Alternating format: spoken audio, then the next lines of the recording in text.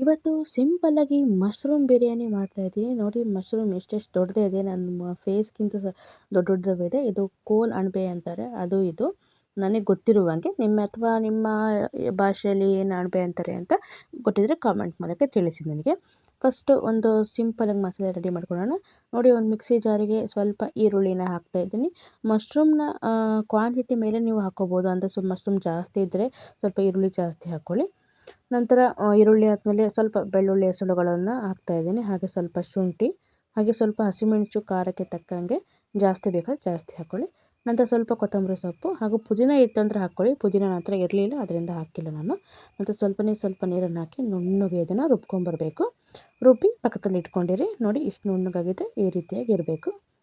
ನಂತರದಲ್ಲಿ ನೋಡಿ, ಈ ಒಂದು ಗ್ಲಾಸಲ್ಲಿ 1.5 ಲೋಟದಷ್ಟು ನಾನು ಅಕ್ಕಿನ ಹಾಕಿದ್ದೀನಿ. ಮತ್ತು ಇದನ್ನು ಚೆನ್ನಾಗಿ ತೊಳೆದ್ಬಿಟ್ಟು ನಾವು ಇಡಬೇಕು. ನಾವು ಬಿರಿಯಾನಿ ರೆಡಿ ಮಾಡೋಕ್ಕಿಂತ ಮುಂಚೆನೇ ತೊಳೆದಿಡ್ಕೋಬೇಕು. ನಂತರ ಈ ಹೂವನ್ನು ಕೂಡ ನಾವು ಯಾವ ಶೇಪಲ್ಲಿ ಬೇಕೋ ಆ ಶೇಪಲ್ಲಿ, ಅಂದರೆ ಈ ಸೈಜಲ್ಲಿ ಬೇಕೋ ಆ ಸೈಜಲ್ಲಿ ಕಟ್ ಮಾಡಿ ಇಟ್ಕೊಳ್ಳೋಣ. ನಂತರ ಒಂದು ಕುಕ್ಕರಿಗೆ ಸ್ವಲ್ಪ ಎಣ್ಣೆನ ಹಾಕಿ, ಎಣ್ಣೆ ಸ್ವಲ್ಪ ಇದಕ್ಕೆ ಜಾಸ್ತಿ ಇರಬೇಕು. ನಂತರ ನೀವು ಪಲಾವ್ಗೆ ಏನೇನು ಮಸಾಲೆಗಳು ಹಾಕ್ತೀವೋ ಅದು ಮಸಾಲೆಗಳನ್ನು ಎಣ್ಣೆಯಲ್ಲಿ ಹಾಕಿ ಸ್ವಲ್ಪ ಇದನ್ನು ಫ್ರೈ ಮಾಡ್ಕೋಬೇಕು. ಘಮ ಅನ್ನಬೇಕು, ಅಲ್ಲಿವರೆಗೆ ನೀವು ಇದು ಫ್ರೈ ಮಾಡ್ಕೊಳ್ಳಿ. ನೀವು ಪಲಾವ್ ಮಸಾಲೆ ಹಾಕೋ ಮಾಮೂಲಿ ಮಸಾಲೆನ ಹಾಕಿ ಅದರಲ್ಲಿ ಒಂದಿತ್ತು ಒಂದಿಲ್ಲ ಅಂದರೆ ನಡೆಯುತ್ತೆ. ಯಾಕಂದರೆ ಅಣಬೆಯಲ್ಲಿ ಒಂದು ರುಚಿ ಬಿಟ್ಕೊಳ್ಳುತ್ತೆ. ನಂತರ ನೋಡಿ, ಸ್ವಲ್ಪ ಫ್ರೈ ಆಗಿದೆ ಇಲ್ಲಿ ಮಸಾಲೆ. ನಂತರ ಇಲ್ಲಿ ಸಣ್ಣದಾಗಿ ಹೆಚ್ಚಿರುವಂಥ ಈರುಳ್ಳಿನ ಹಾಕ್ತಾಯಿದ್ದೀನಿ. ಈರುಳ್ಳಿ ಹಾಕಿದ್ಮೇಲೆ ಅದನ್ನು ಸ್ವಲ್ಪ ಮಿಕ್ಸ್ ಮಾಡ್ಕೊಳ್ಳೋಣ ನಾವು. ಈರುಳ್ಳಿ ಸ್ವಲ್ಪ ಸಣ್ಣದಾಗಿ ಹೆಚ್ಚಾಕಿ ಇಲ್ಲಿ ನೀವು ನೋಡಿ, ಅದನ್ನು ಈ ರೀತಿಯಾಗಿ ಮಿಕ್ಸ್ ಮಾಡ್ಕೊಳ್ಳೋಣ. ಮಿಕ್ಸ್ ಆದಮೇಲೆ ಜೊತೆಯಲ್ಲಿ ನಾನಿಲ್ಲಿ ಟೊಮೆಟೊ ಕೂಡ ಹಾಕ್ತೀನಿ. ನೋಡಿ, ಇದು ಸ್ವಲ್ಪ ಮಿಕ್ಸ್ ಆದಮೇಲೆ ಕಲರ್ ಚೇಂಜ್ ಆಗಬೇಕು ಅಂತಿಲ್ಲ. ನಂತರ ಜೊತೆಗೆ ಇದಕ್ಕೆ ಸ್ವಲ್ಪ ಟೊಮೆಟೊ ಕೂಡ ಹಾಕ್ತಾಯಿದ್ದೀನಿ.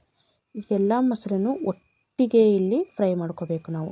ಇಲ್ಲಾಂದರೆ ಒಂದು ಜಾಸ್ತಿ ಫ್ರೈ ಆಗುತ್ತೆ, ಒಂದು ಕಡಿಮೆ ಫ್ರೈ ಆಗುತ್ತೆ. ಅದರಿಂದ ಇಲ್ಲಿ ಒಟ್ಟಿಗೆ ಫ್ರೈ ಮಾಡ್ಕೋಬೇಕು. ಹಾಗೆ ನಾವಿಲ್ಲಿ ಏನು ಮಸಾಲೆ ರುಬ್ಕೊಂಡಿದ್ವಲ್ಲ ಅದನ್ನು ಕೂಡ ಇಲ್ಲಿ ಮಿಕ್ಸ್ ಮಾಡಬೇಕಾಗುತ್ತೆ. ನೋಡಿ, ಈ ರೀತಿಯಾಗಿ ಇರುತ್ತಲ್ಲ ಮಸಾಲೆ, ಇದನ್ನು ಕೂಡ ಜೊತೆಯಲ್ಲೇ ಮಿಕ್ಸ್ ಮಾಡಿಕೊಂಡು ಈ ಒಂದು ಮಿಕ್ಸಿ ಜಾರಿಗೆ ಏನೋ ಸ್ವಲ್ಪ ಹತ್ಕೊಂಡಿರುತ್ತೆ ಮಸಾಲೆ, ಅದನ್ನು ಸ್ವಲ್ಪ ನೀರು ಹಾಕಿ ಮಿಕ್ಸ್ ಮಾಡ್ಕೊಳ್ಳೋಣ. ಈಗ ಏನಂದರೆ ಮೇನ್ ಪ್ರಾಸೆಸ್ ಈಗಂದರೆ ಈ ಎಲ್ಲ ಮಸಾಲೆಯಲ್ಲಿರುವ ನೀರಿನ ಅಂಶ ಹೋಗಬೇಕು. ಟೊಮೆಟೊ ಅಲ್ಲಿ, ಈರುಳ್ಳಿಯಲ್ಲಿ ಮತ್ತು ಮಸಾಲೆಯಲ್ಲಿ ಮತ್ತು ಎಕ್ಸ್ಟ್ರಾ ಹಾಕಿರುವಂಥ ಸ್ವಲ್ಪ ನೀರು, ನಾವು ಜಾರ್ ತೊಳೆದಂಥ ನೀರು, ಎಲ್ಲ ನೀರಿನ ಅಂಶನೂ ಹೋಗಬೇಕು. ಅಲ್ಲಿವರೆಗೆ ನಾವು ಇದನ್ನು ಫ್ರೈ ಮಾಡ್ಕೋಬೇಕು. ಜೊತೆಗೆ ಬೇಗ ಬೇಯಲಿ ಅಂತ ಸ್ವಲ್ಪ ಉಪ್ಪನ್ನು ಹಾಕಿ ಮಿಕ್ಸ್ ಮಾಡ್ಕೊಳ್ಳಿ. ಈಗ ಮುಚ್ಚಳ ಮುಚ್ಚಿ ನೀರೆಲ್ಲ ಹೋಗಿ ನಾವೇನು ಫಸ್ಟಿಗೆ ಎಣ್ಣೆ ಹಾಕಿದ್ವಲ್ಲ ಆ ಎಣ್ಣೆ ಎಲ್ಲ ಮೇಲ್ಗಡೆ ಬರಬೇಕು. ಅಲ್ಲಿವರೆಗೂ ಫ್ರೈ ಮಾಡ್ಕೋಬೇಕು ನಾವು ಇದನ್ನು. ನೋಡಿ, ಈ ನೀರೆಲ್ಲ ಹೋಗಿದೆ, ನಿಮ್ಗೆ ಕಾಣ್ತಿರ್ಬೋದು. ಎಣ್ಣೆ ಈ ರೀತಿ ಬಿಟ್ಕೋಬೇಕು. ಈ ರೀತಿ ಬಿಟ್ಕೊಂಡ್ರೆ ನಮಗೆ ಒಂದು ಏನು ಬಿರಿಯಾನಿ ಇದೆ, ಮಶ್ರೂಮ್ ಬಿರಿಯಾನಿ ತುಂಬ ಚೆನ್ನಾಗಿ ಬರುತ್ತೆ. ನೋಡಿ, ಈಗ ಕಾಣ್ತಾ ಇರ್ಬೋದು ಎಷ್ಟು ಚೆನ್ನಾಗಿ ಪರಿಮಳ ಕೂಡ ನಿಜವಾಗ್ಲೂ ಎಷ್ಟು ಚೆನ್ನಾಗಿ ಬರ್ತಾಯಿದೆ ಗೊತ್ತಾ. ನೀವು ಇದೇ ಮೆಥಡಲ್ಲಿ ನೀವು ಚಿಕನ್ ಬಿರಿಯಾನಿ ಅಥವಾ ಮಟನ್ ಬಿರಿಯಾನಿ ಕೂಡ ಮಾಡ್ಕೋಬೋದು, ತುಂಬ ಚೆನ್ನಾಗಿ ಬರುತ್ತೆ. ನೋಡಿ, ಈಗ ನೀರೆಲ್ಲ ಬಿಟ್ಕೊಂಡಿದೆ. ಈಗ ಮತ್ತೆ ಒಂದು ಪ್ರೋಸೆಸ್ ಏನಂದರೆ ಇಲ್ಲಿ ಅಣಬೆನ ಹಾಕ್ತಾಯಿದ್ದೀನಿ. ಅಣಬೆಯಲ್ಲಿ ಮತ್ತೆ ನೀರು ಬಿಟ್ಕೊಳ್ಳುತ್ತೆ ಅಲ್ವಾ. ಈ ಅಣಬೆಯಲ್ಲಿ ನೀರು ಬಿಟ್ಕೊಳ್ಳುತ್ತಲ್ಲ ಅದನ್ನು ಕೂಡ ಫುಲ್ಲು ಆವಿಯಾಗಬೇಕು, ಅಂದರೆ ಫುಲ್ಲು ಇಂಗಬೇಕು ನೀರು.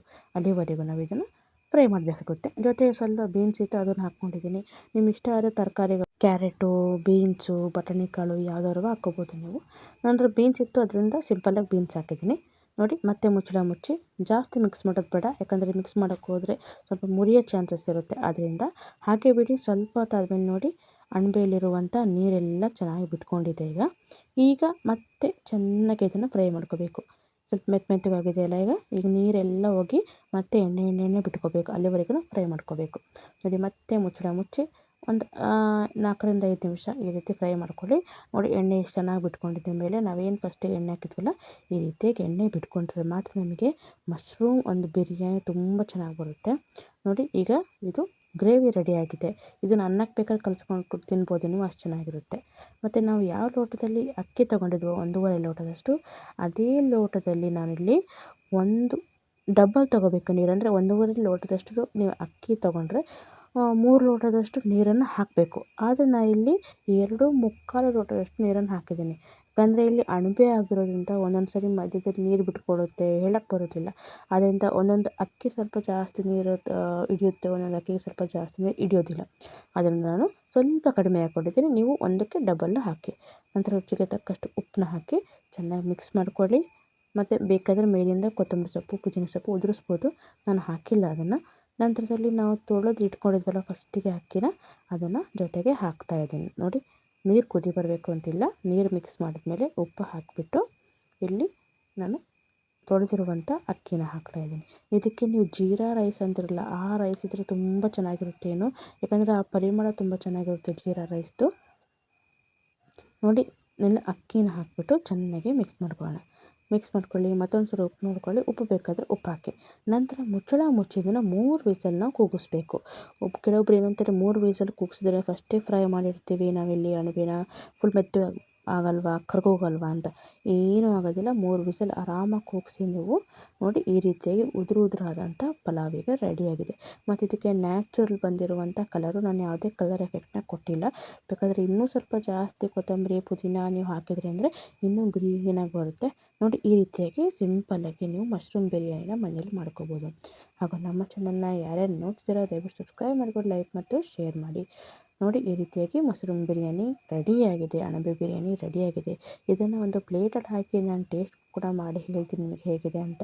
ನಿಜವಾಗ್ಲೂ ಈ ರೀತಿಯಲ್ಲಿ ನಿಮಗೆ ಚಿಕನ್ ಇತ್ತಂದರೆ ಚಿಕನ್ ಬೇಕಾದರೆ ಹಾಕಿ, ಮಟನ್ ಹಾಕ್ಕೊಳ್ಳಿ, ಇಲ್ಲಾಂದರೆ ಬೇಕಾದರೆ ಪ್ಲೇನ್ ವೆಜಿಟೇಬಲ್ ಪಲಾವ್ ಕೂಡ ಈ ರೀತಿಯಾಗಿ ಮಾಡ್ಕೋಬೋದು ನೀವು. ನೋಡಿ, ಒಂದು ಪ್ಲೇಟಲ್ಲಿ ಸರ್ವ್ ಮಾಡ್ತಾಯಿದ್ದೀನಿ. ನೋಡಿ ಯಾವ ರೀತಿಯಲ್ಲಿ, ನೋಡಿ ಮಶ್ರೂಮ್ ಕೂಡ ಒಂಚೂರು ಕರಗಿಲ್ಲ. ನಾವೇನು ಸ್ಟಾರ್ಟಿಂಗ್ ಹಾಕಿದ್ವೋ ಅದೇ ರೀತಿಯಲ್ಲಿ ಇದೆ, ಕಾಣ್ತಾ ಇರ್ಬೋದು. ನೋಡಿ, ಈಗ ನಾನು ಟೇಸ್ಟ್ ಕೂಡ ಮಾಡಿ ಹೇಳ್ತೀನಿ ಹೇಗಿದೆ ಅಂತ. ನೋಡಿ, ಬಿಸಿ ಬಿಸಿ ಮಶ್ರೂಮ್ ಬಿರಿಯಾನಿ ರೆಡಿಯಾಗಿದೆ. ಪಕ್ಕದಲ್ಲಿ ಒಂದು ನಾನು ಸ್ಪೈಸಿ ಮಶ್ರೂಮ್ ಗ್ರೇವಿ ಮಾಡಿದ್ದೀನಿ, ಅದು ಕೂಡ ನೆಕ್ಸ್ಟ್ ವೀಡಿಯೋದಲ್ಲಿ ನಿಮಗೆ ಹಾಕ್ತೀನಿ, ಅದು ಕೂಡ ಖಂಡಿತವಾಗಿ ನೋಡಿ ನೀವು. ನೋಡಿ, ಮಶ್ರೂಮ್ ನೋಡಿ ಯಾವ ರೀತಿಯಾಗಿದೆ ಅಂತ, ಒಂಚೂರು ಕರಗಿಲ್ಲ. ನಂತರದಲ್ಲಿ ಬಾಯಲ್ಲಿ ಹಾಕ್ತಾಯಿದ್ರೆ ಏನು ಟೇಸ್ಟ್ ಅಂತೀರ. ನೀವು ಸುಮಾರಾಗಿ ಕೇಳಿರ್ಬೋದು ಹನುಮಂತು ಪಲಾವ್ ಅಂತ, ನಿಜವಾಗ್ಲೂ ಅದೇ ಒಂದು ಪರಿಮಳ ಬರುತ್ತೆ. ನೀವು ಊಟ ಮಾಡಾದ್ಮೇಲೆ ಕೂಡ ನಿಮ್ಮ ಒಂದು ಕೈ ವಾಸನೆ ಇರುತ್ತಲ್ಲ, ಹಸ್ತದ ವಾಸನೆ ತುಂಬ ಘಮ ಘಮ ಅಂತ ಬರ್ತಾ ಇರುತ್ತೆ. ನೀವು ಕೂಡ ಈ ರೀತಿ ಮಾಡ್ಕೊಂಡು ತಿನ್ಕೊಳ್ಳಿ. ಹೇಗಿತ್ತು ಅಥವಾ ನೀವು ಮಾಡಿದ್ರಾ ಅಂತ ನನಗೆ ಒಂದು ಮೆಸೇಜ್ ಮೂಲಕ ನೀವು ನನಗೆ ತಿಳಿಸ್ಬೋದು. ಹಾಗೂ ನಮ್ಮ ಚಾನಲ್ನ ಸಬ್ಸ್ಕ್ರೈಬ್ ಮಾಡೋದನ್ನು ಮರಿಬೇಡಿ. ತುಂಬ ವಿಡಿಯೋಗಳನ್ನು ಹಾಕಿದ್ದೀನಿ, ನನಗೆ ಕೂಡ ಸಪೋರ್ಟ್ ಮಾಡ್ತಾಯಿರಿ. ನಮ್ಮ ವಿಡಿಯೋ ನೋಡಿದ್ದಕ್ಕೆ ತುಂಬ ಧನ್ಯವಾದಗಳು. Thank you. Bye bye.